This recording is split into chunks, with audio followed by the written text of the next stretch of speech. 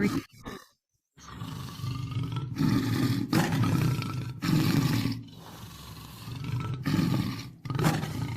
Dutch museum is taking a historic step, sending more than 100 precious artifacts back to Nigeria.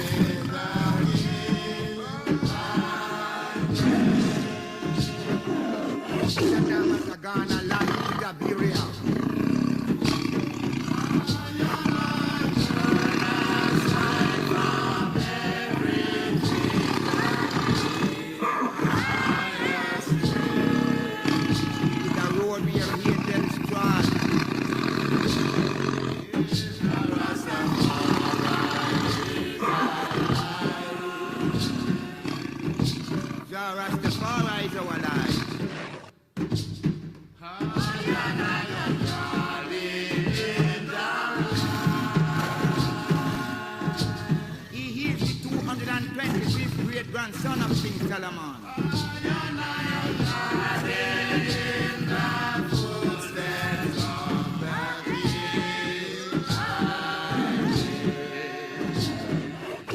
Acts 2nd, 19th verse declare.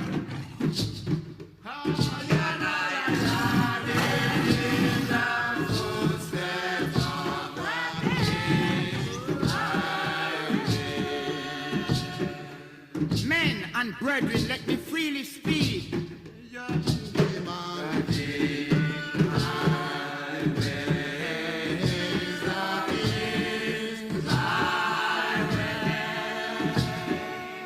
Of David the prophet.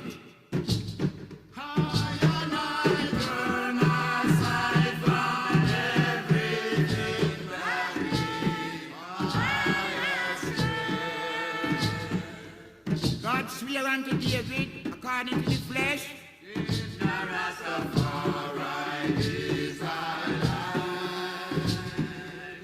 Through his lineage.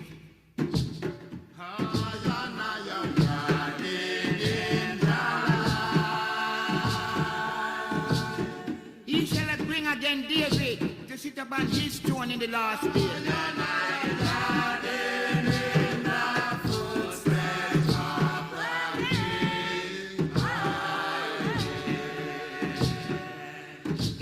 In Revelation 1.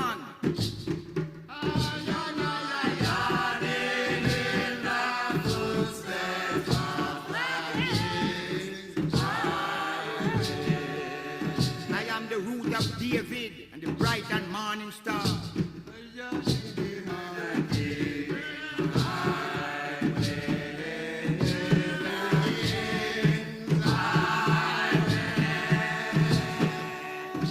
Revelation 5 declare, turn aside from everything that we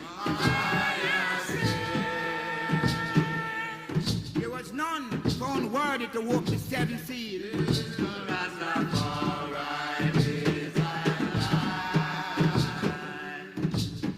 No man in heaven, neither above the heavens.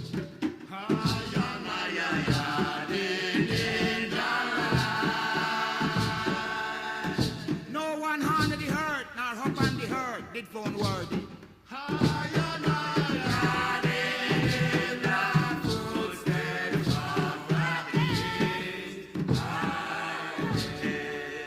Here till us is the man who opened the seven seals.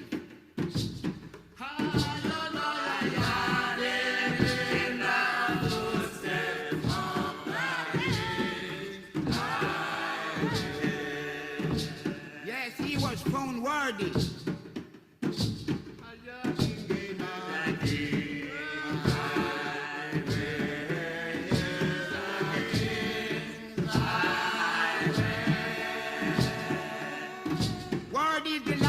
Upon the throne of David. Turn aside from everything that we Nation declare it. 17. Rastafari is alive. And it's time, King of Kings and Lord of Lords.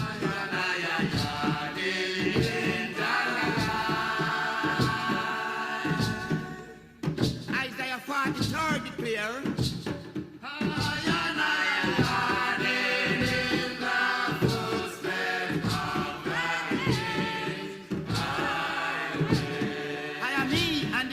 Beside me.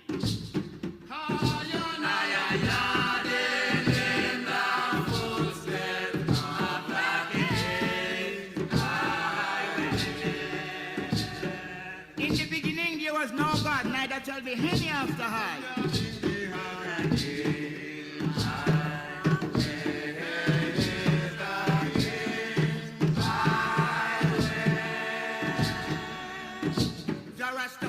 The Holy Father, Mother, forever.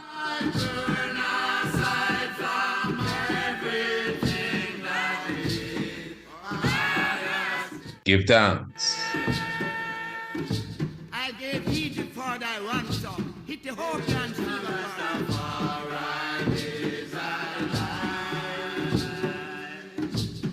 You are my witnesses to prove and to know.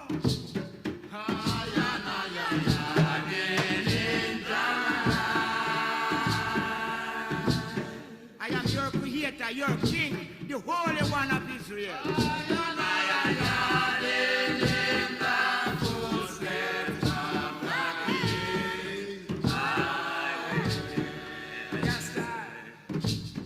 Bring my son from far. Royal family, we give thanks once again for the opportunity to gather together in harmony and love and unity. We say salamta and peace and blessings to each and every one.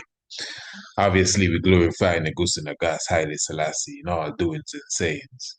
Give thanks continually for such Nyabingi drum sound tearing down the walls of Babylon for sure. Royal family, this is the Tiger's Nest, Honorable Priest Isaac here with you. One of these special editions of the Tiger's Nest, one that will be premiered at a later date, specifically on the social media. We give thanks for those who are listening to such an audio and even those who will eventually see the video. Again, Honorable Priest Isaac here with you. And as always, we have a beautiful program in store for you this evening. For those who are not officially subscribers to the Tiger's Nest, and I'm not speaking subscribers to the YouTube channel, but since we mentioned that, make sure you subscribe to the YouTube channel. And for those of you who are already subscribed to the channel, the notification bell is very important, so you know exactly when we are coming on stream and premiering and live and anything uploaded, the notification. Because you got to keep in mind, the war is on in many different ways. I'm telling you, as someone who is into the social media, specifically the YouTube, the war is on. It has been on for some time. We don't come and do videos and complain every time they take down something and ban something, some of our videos. Sometimes you're sitting there saying, hey, we have heard Priest Isaac for a while. You don't know it's because they said take 2 weeks off, take a month off, but we're not just gonna report that every single time, for the strangest of things. You can't speak about abortion, you can't speak about LGBT and that kind of stuff. You can't even speak about rape.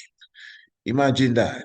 At least me, I don't know about someone else because, to be honest, there are other videos that I believe go way beyond the stuff I be speaking about. And the videos are still around. But anyway, that's not how I wanted to begin the program. My point really was make sure you put on your notification bell because even then they specifically have the ability to somewhat keep you in the dark. Yes, Royal Family, a beautiful program we have for you this evening. And I was saying, for those who are not subscribers now to the Tiger's Nest program, I'm talking about the radio program, the audio version that is sent out every evening after the program itself. Those of you who are not subscribers to the program, definitely you can contact us, email us, visit the website, priestisaacinstitute.com, and the email is the same, priestisaacinstitute@gmail.com, and we will give you more information. Definitely as easy as said is easy as done, and you will be getting this program every time it is recorded. Beautiful Royal Family. Now, we want to speak of a few things this evening. Of course, we will be highlighting the ambassador's pen. Of course, the more recent edition of the ambassador's pen. I hope everyone would have taken a look at it. Well, I'm hoping, but I know everyone hasn't taken a look at the ambassador's pen for sure. So again, for the viewing audience, this is a very simple thing for you to do. The ambassador's pen is in the description below the video. Very simple. And this is the recent edition of this magazine. It is really a digital journal. At least that is how it really began. But I see it's morphing itself into a magazine all of its own. But anyway, the ambassador's pen for sure this time around, the revolutionary edition. And again, you could definitely give it a check. So for sure, you could definitely get the PDF version, and you can also get the flip book version of the ambassador's pen. Of course, we are surely highlighting, we are highlighting Thomas Sankara, but of course, in the front line, it is Captain Ibrahim Traore. And of course, that is the leader of Burkina Faso, which means the land of upright people. Well, really, I think it's the land of upright men. So this is the 22nd of May 2025 edition. And again, it is a digital magazine. The link for you to go through the magazine. We will be taking a look at a specific article this evening. But again, for you to go through the magazine, the link is in the description below this video. Or you could also visit the website, priestisaacinstitute.com for sure.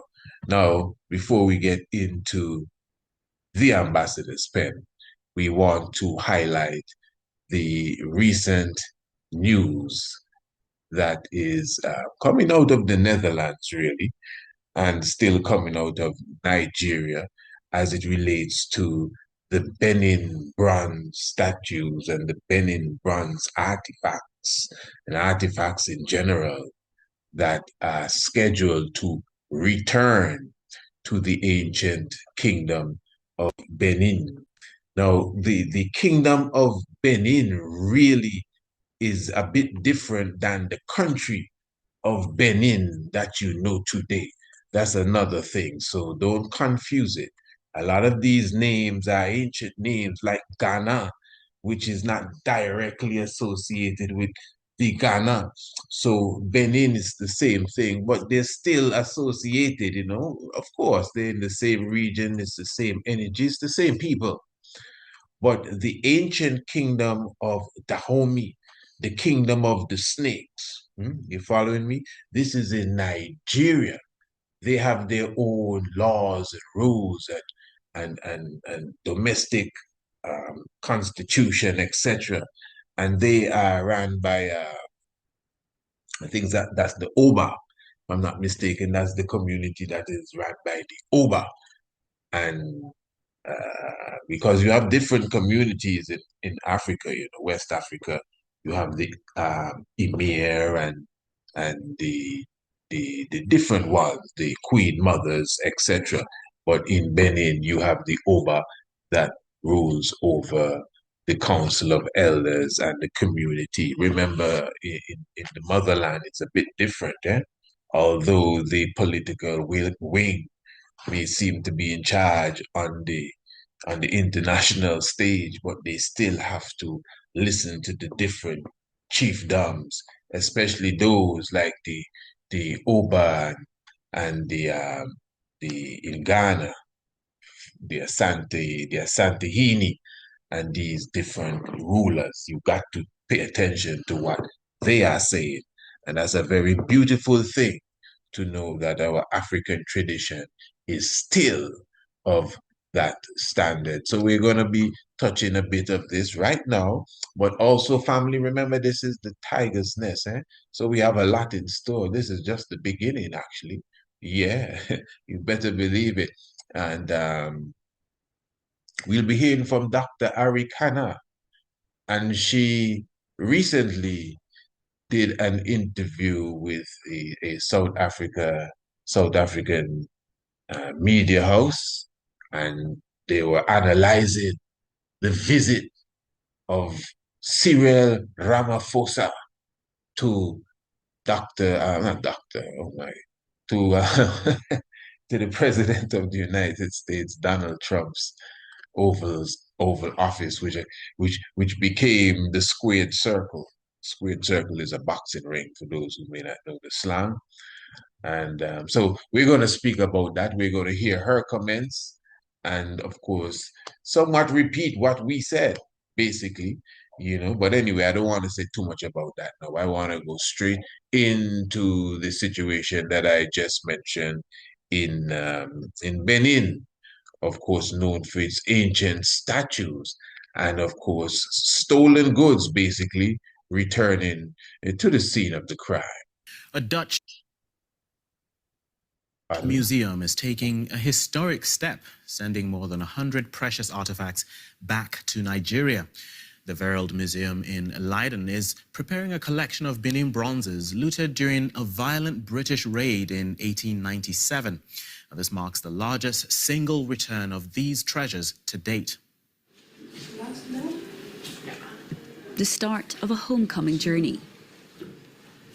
These Benin bronzes are being returned from the World Museum in the Dutch city of Leiden, almost 130 years after they were stolen from the Kingdom of Benin in modern-day Nigeria. There was an expedition in 1897, and there was a lot of violence, and they robbed the whole palace, actually. The British people did. And then they sold it throughout Europe to diverse museums, and we bought some. But this is looted art. It doesn't belong here, although we paid for it. So we made a restitution policy in the Netherlands. These sculptures were crafted between the 15th and 19th centuries for the royal court in Benin. Let me just come in there for a moment, you know, because personally, you know, it's just a moment of interest. So you were hearing there from Marie Eke van Bommel. She is the director at the museum, which is Wereld Museum, which I think in translation is the World's Museum in Leiden. And she's clearly saying, she's giving you a quick crash course on the history of how these artifacts got there. And there was a whole expedition taking place from her country or from another European country into the country of Benin at the time, the Kingdom of Benin. And basically, they stole the artifacts. That's what she said. They stole it. And then they sold it to some people, and we bought some. But although we paid for it, it's not ours. No, it doesn't belong to us. It's us. It's not correct. And we, you know, made some agreement, and we're sending them back. That's interesting how she put that, because you see, there are many ones. We would have done programs with ministers of foreign affairs and curators of museums and even what you call them, mm, in the archaeologists who are telling you that these artifacts should not return to Benin, and other artifacts should not return to their place of origin because they are more safe with us in London. They are more safer or whatever, with us in France, and they're well protected here in Italy, and nothing can happen to them while they're in Germany. And that's the excuse that they use. You send them back to Nigeria, somebody, some Boko Haram or somebody gonna run away with them, and then they're lost forever. But that cannot go right now. This is a different time, as Dr. Arikana said, this is a different age, and you'll hear what she said in a few moments. This is a different time we're living in. As I said a few evenings ago, the gods not only are changing, the gods have changed, but we just have to be aware of this. So yeah, I'm just highlighting the sentiments of the director of the museum. It's just interesting. Let's listen to it again. The Kingdom of Benin in modern-day Nigeria. There was an expedition in 1897, and there was a lot of violence, and they robbed the whole palace, actually. The British people did. And then they sold it throughout Europe to diverse museums, and we bought some. But this is looted art. It doesn't belong here, although we paid for it. So we made a restitution policy in the Netherlands. These sculptures were crafted between the 15th and 19th centuries for the royal court in Benin City. Now, more than 100 of them are being prepared for repatriation.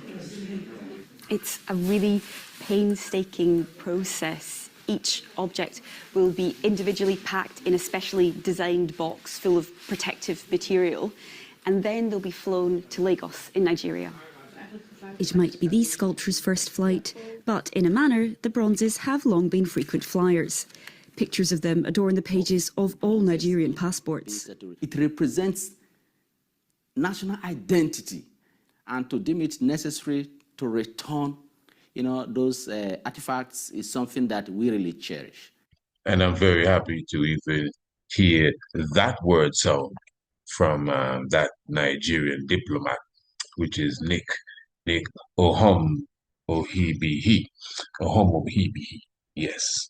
And because really, in a recent interview, well, not so recent, but relatively speaking, recent interview, the Oba himself, if he's still the current Oba, said that, we don't need all of the artifacts back.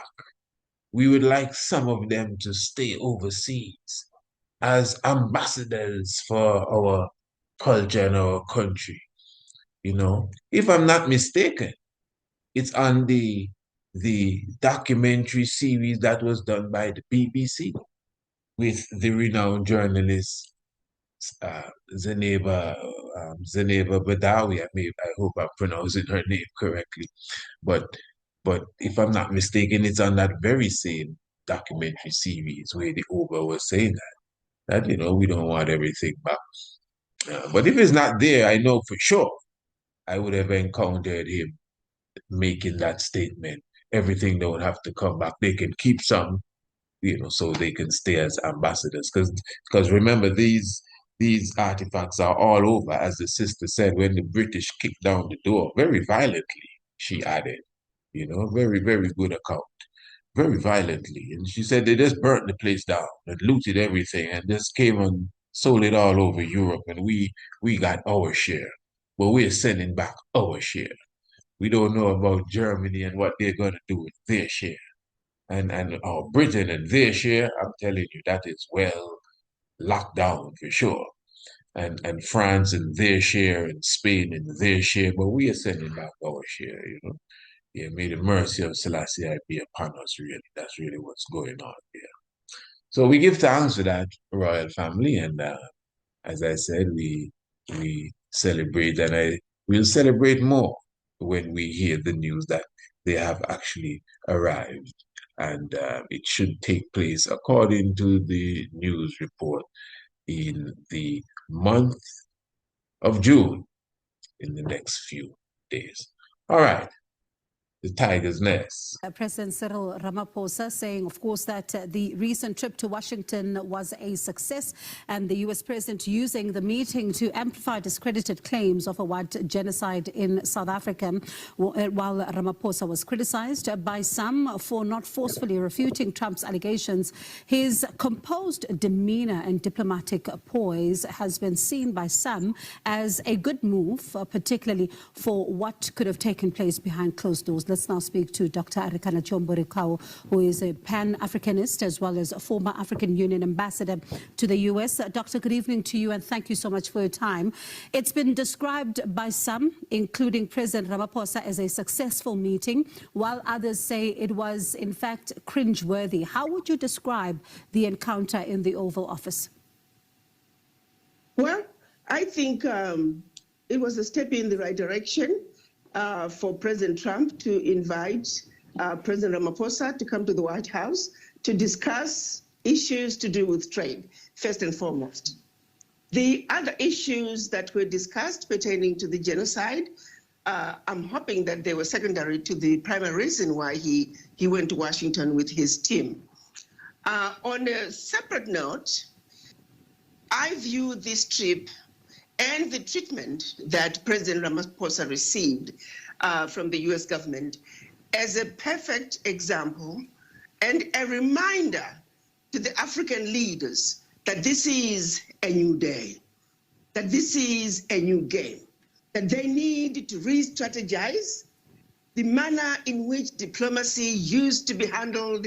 That game is over. This is a new game and it needs new strategy. The manner in which they were treated is a reminder to the African leaders that before you go to meet with President Trump, with other Western leaders, you better make sure that you have a team that is prepared, a team that knows their game, from the political to the social to the economic to trade. I just feel that the team that was with President Ramaphosa was not prepared for what they received in Washington. They could have done better. There were white people in the team who could have refuted what the information that President Trump had been given. When they showed the photographs of all those crosses along the road, who creates a grave site along a highway with crosses so close to each other? By virtue of looking at it, that was not a grave site.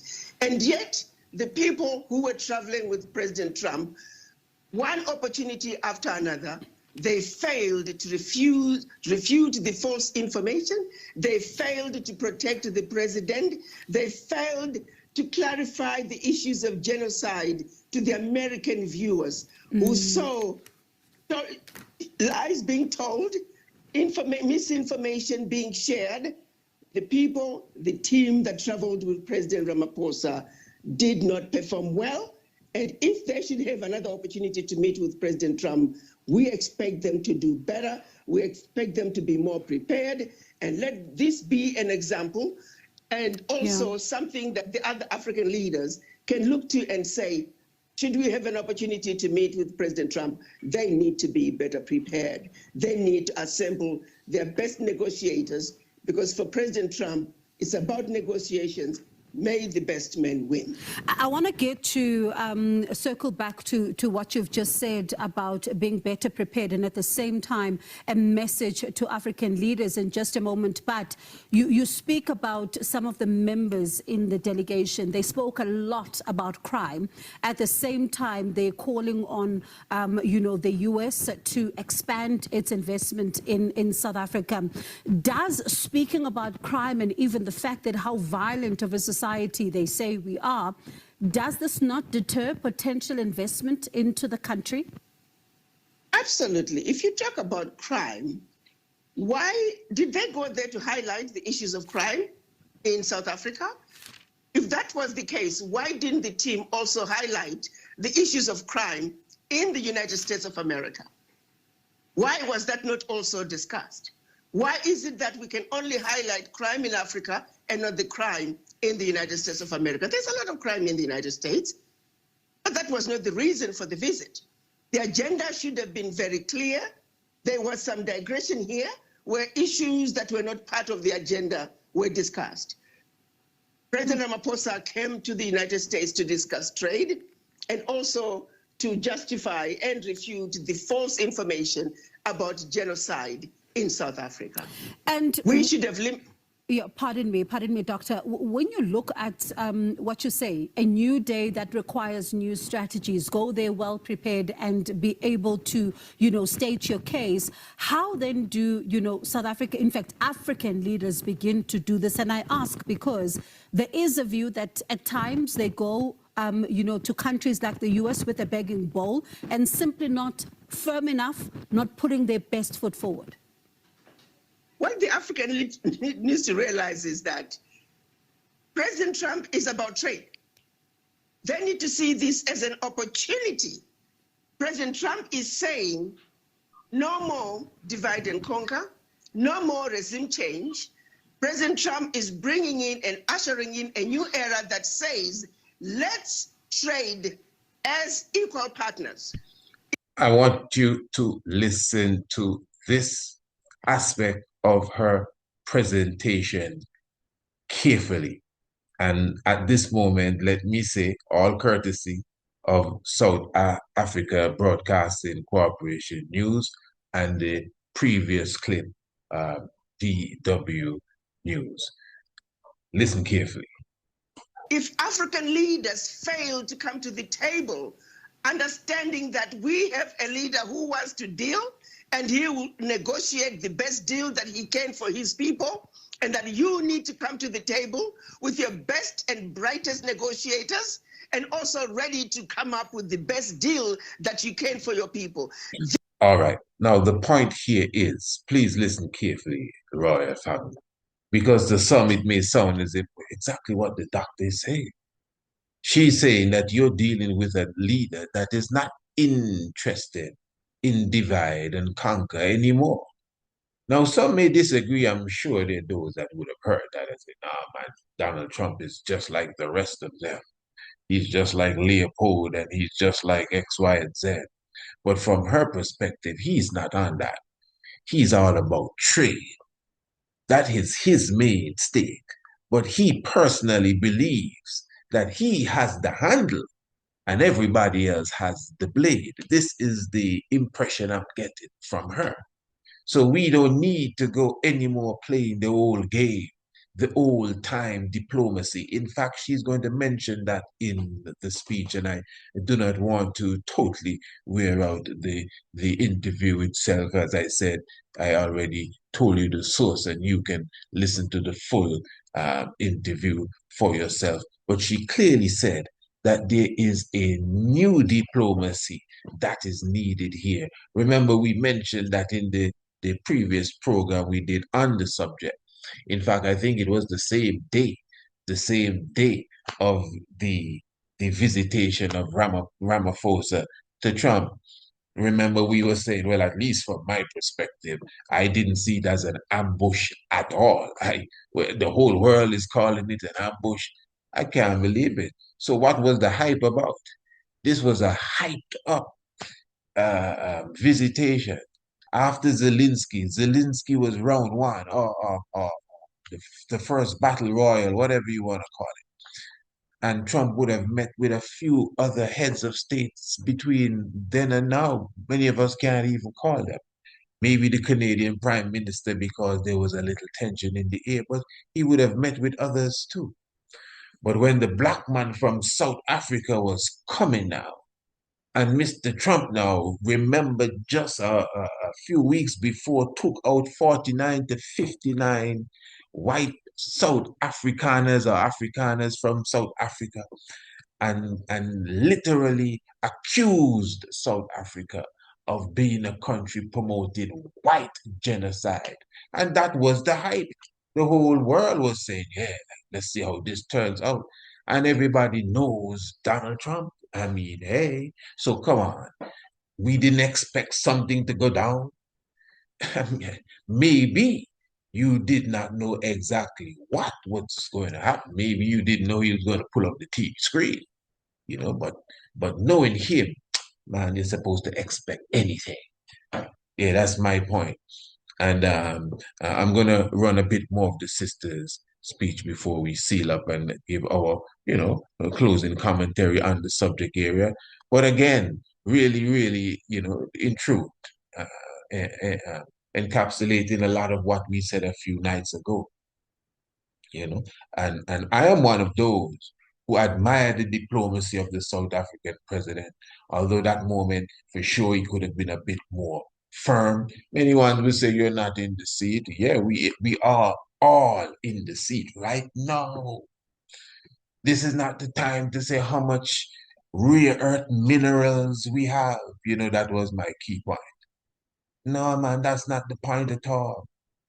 How much rare earth minerals. That was one of the points, brother.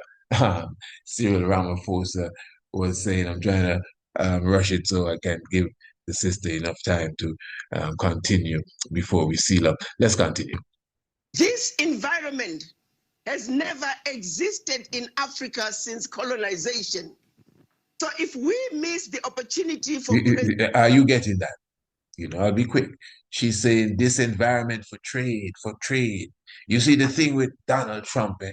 Donald Trump does a lot of strange things that people dislike and many things.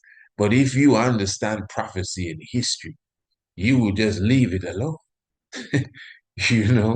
Oh, he's destroying America. Okay. Well, I mean, you understand the prophecy or what? Yeah. He's taking the white people out of Africa. That's not good. This is against human rights. What are you talking about? Now, obviously, I mean, I don't think he can perform such a massive exodus, or maybe he can. I don't know. You understand? But what the sister or great matriarch is saying here, the good doctor, she's highlighting that never before we had a world leader staring at Africa saying, come, let's trade. Really trade. What you have. That's what she's saying. And she's also adding to it. I'm just assisting her speech. I hope I'm doing a good job. What she's adding to it is that we are not the underdog as this dog may think. Okay, listen for yourself. Your people. This environment has never existed in Africa since colonization. So if we miss the opportunity with President Trump to negotiate for the minerals, the wealth of the countries, for the better benefit and betterment of our people, it is a missed opportunity. President Trump is coming into trade.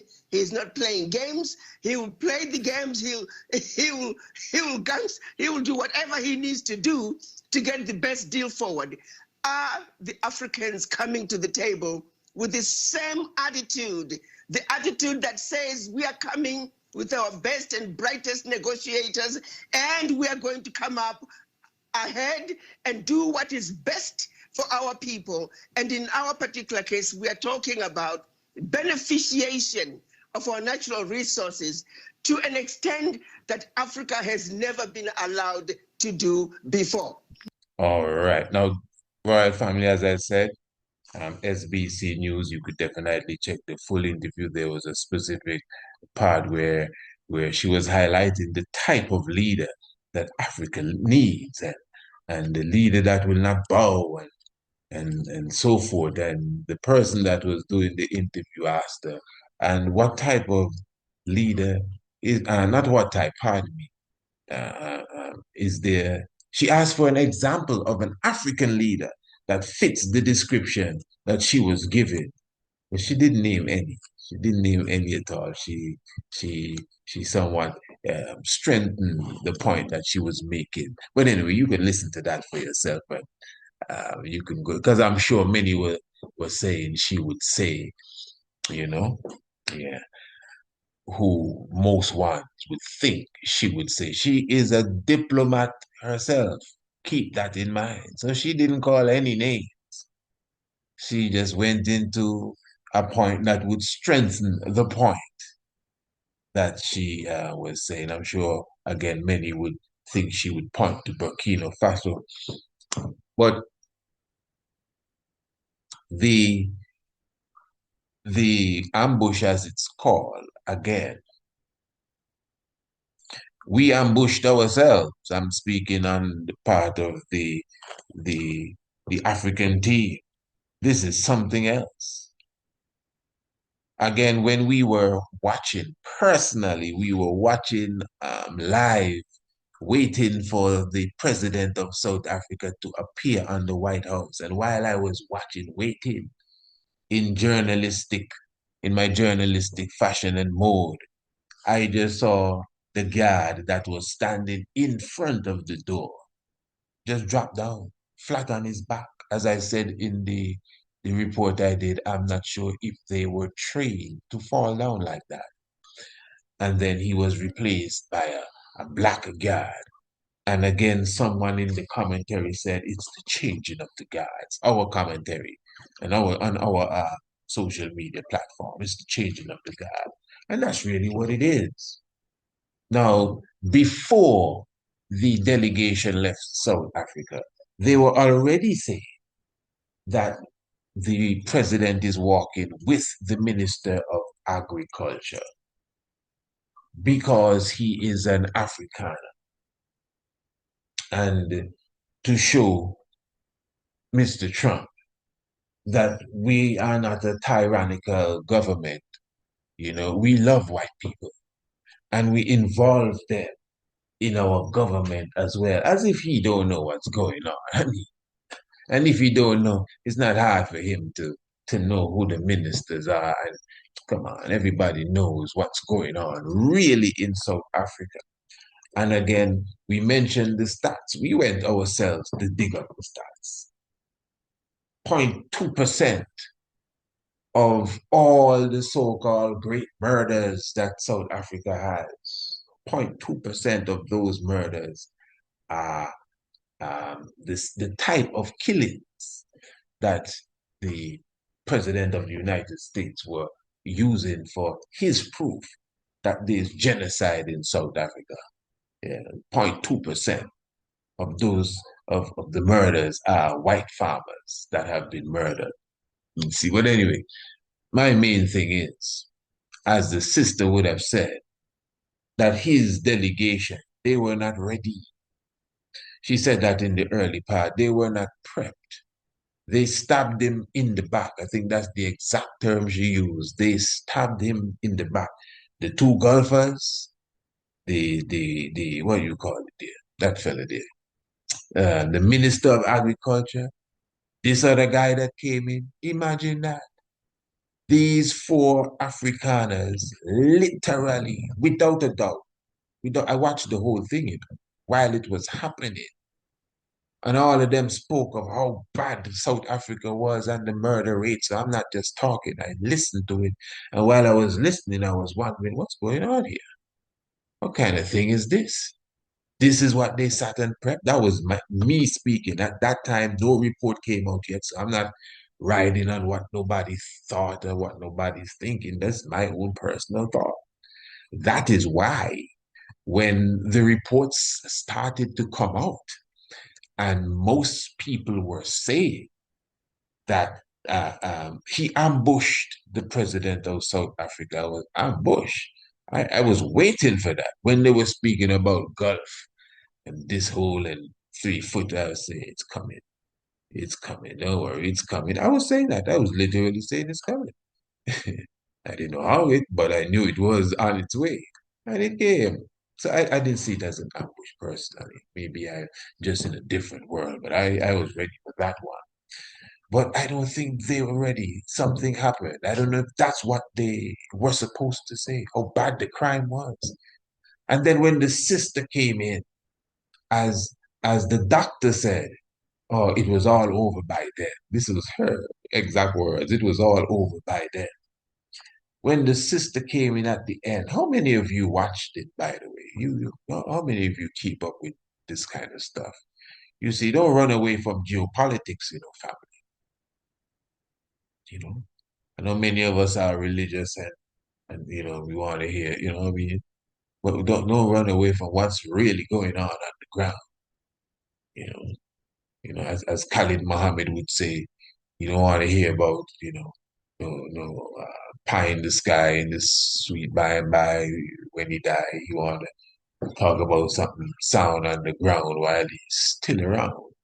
So that's really, it's good that you keep a clear view on exactly what's happening, because this is the wind, the winds of change that's really blowing through Africa now, right now. Now is the heaven time. Talk about heaven. Well, now heaven is coming. So make sure you be a part of the heaven, my angels.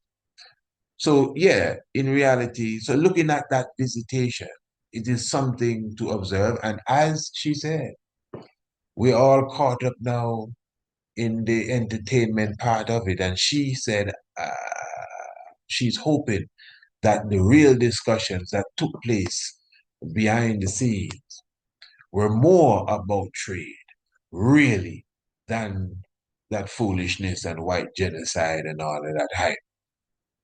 Even that's a part of the tactics, remember, Elon Musk and Donald Trump and the kind of fellas, even Mr. Ramaphosa, who is supposed to be a multi-millionaire from my understanding as a businessman. They know how to play chess. They know how to move ahead, for sure.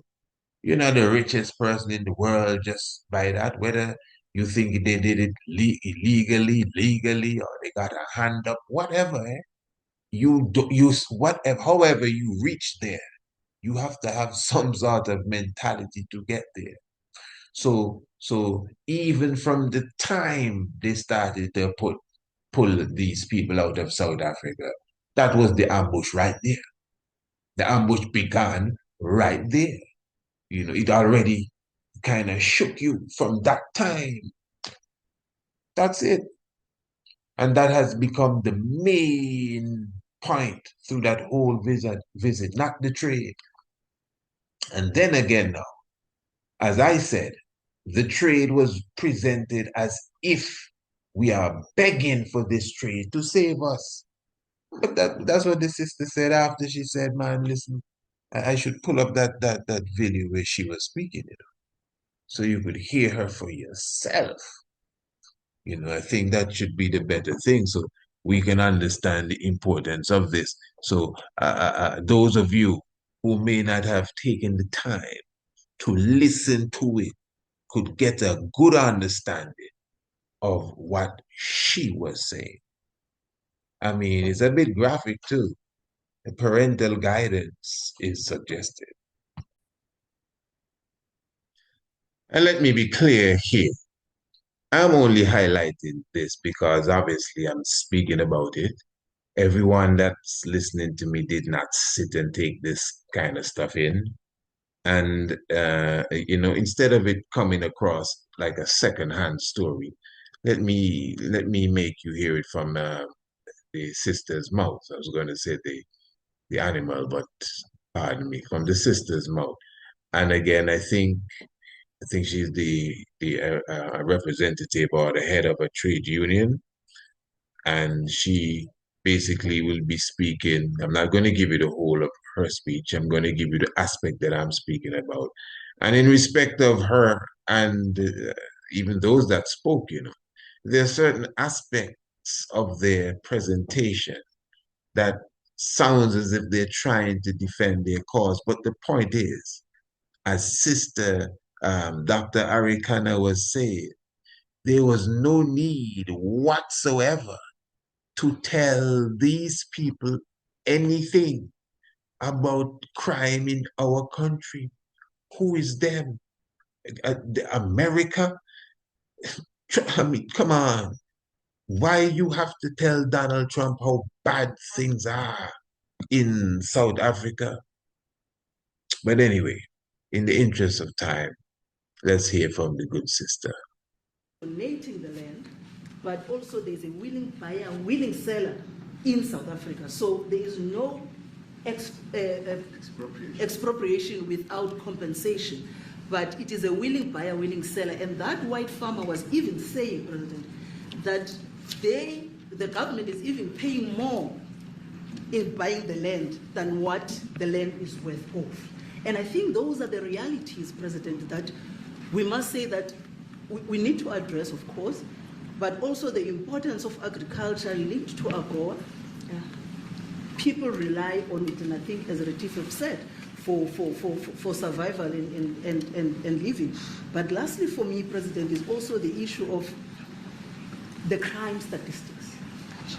There is no doubt about it that we are a violent nation, for a number of reasons, and we're not condoning anything. But also, if you go into the rural areas where black majority are, you would see women, elderly, being raped, being killed, being murdered, and these are black elderly women that would be found throat slits, raped multiple times, and all of that.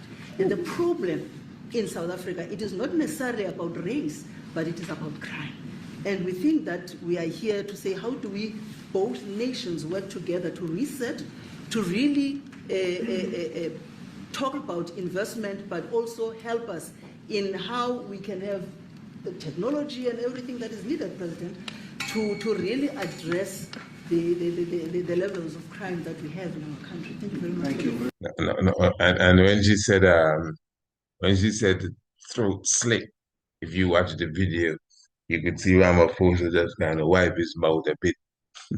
I mean, remember they have people that are trained to study all of this, body movement, body language, how you react, and believe me, her statement at the end would have caused some reaction there. There are three ministers, I believe they were, sitting to the right of Ramaphosa, three black ministers. I didn't hear them say anything throughout the meeting. The golfers spoke. The golfers spoke. This other fella that they said they couldn't let in got in, and he spoke. The minister, the agricultural minister, the Arikana, that's the Caucasian, he spoke. I mean, it's something else. And the three ministers with him, at least they may have spoken when they went into the private session afterwards, but they didn't say anything from my earshot when they were there in the Oval Office. You see, so these things are quite important. And really, as the good doctor said, it's about the trade, not necessarily trade war as such now. Trade negotiations. It's a war within itself, but trade negotiations. And this is why you need this diplomacy on a high level, tiger diplomacy, when you are vicious, when you are patient, when you are intelligent and you study your enemy properly and you can wait and you can, like a tiger, that's why it's called tiger diplomacy. The time is now, as the good sister is saying, because we have the resources. This is not a time when we don't have the technology at hand. In Burkina Faso, they just created a brand new plant, refinery, to take the cashew apple and the nut to of course, produce the nuts that everybody loves to eat, and cashew butter, etc., but also to utilize the apple and to turn the juice into concentrated syrups and jams and other things that will be definitely worth the while of the people of Burkina Faso. So if Burkina Faso can do that, remember before our good brother took over, this was one of the poorest places in the world. I mean, so one of the poorest places in the world can make this turnaround in such a short time. And I highlight again Ethiopia, specifically one of the largest projects that was done or that is being done, because it's not completed, in Ethiopia, which is the Grand Ethiopian Renaissance, damn, billions of dollars, whatever, billions of whatever you call. It's in the billions, obviously. And it is funded by the people of Ethiopia. Yeah. The Tigrayans have money in it. What are you talking about? The Oromo people, the Somali people, they have money in it. The people from Hara, they have money in it. The Amhara, they have money in it. Whoever, they have money in it. Christians have money in it. Falashas or better Israel, they have money in it. Assalamu alaikum, they have money in it. And just like Marcus Messiah Garvey, Black Star Line, they would get their receipt, they get their certificate to show that, yes, they have shares in the GERD, the Grand Ethiopian Renaissance Dam. Very, very important. Yeah, we give thanks and praises, brother. Life giver and the keeper of life, royal family. Give thanks for your presence with us. Remember, the link is in the description below for those who are observing the video and go through the ambassador's pen. The next edition will be on your doorsteps in a short moment. And of course, we will be having the official launch of the Ambassador's Pen Revolutionary Edition. Yeah, you already have it, but it's going to be officially launched on Thursday. This Thursday, that is the 29th day of May. And of course, it will be streamed live on the YouTube, so you will not miss it. And you could definitely get your Zoom link. Those of you who would have registered for the previous launch, you will definitely get your Zoom link as well. So those who desire to be with us VIP, you can contact us and get your Zoom link. We definitely intend to have a great cast of individuals who will be presenting their knowledge and the wealth of knowledge and sharing their wealth of knowledge with us. We have already confirmed the Ambassador Lionel Maxhurst, who is the former ambassador from Antigua and Barbuda to the United States of America and the United Nations. He will be speaking on diplomacy and international diplomacy as well. We also intend to have Brother Alistair Thomas with us, who is definitely a contributor, as you know, to our magazine Kidemi, as well as the Ambassador's Pen. And he will be also speaking of the whole aspect of the progress of Captain Ibrahim Traore. And of course, we intend to have another special guest from our community, the EABIC, speaking of Rastafari and diplomacy. So I'm looking for you to be with us, royal family. Remember, this is the time from lowlands to highlands. The Congress is moving on. Get your copy of the Ambassador's Pen and share it with a friend, and share this link with a friend as well. And give thanks for all those who share the link all the time and press the thumbs up video and all of that stuff. The thumbs up of the video. We're very thankful and we appreciate. Royal family, if you know your Bible and you do not know your history, remember the knowledge of your Bible will become a mystery. And of course, you know, it takes some real eyes to realize the real lies that are amongst us. Glorified. Give thanks. Holy Emmanuel eyes. Selassie, Jah, Rastafari. Blessed love.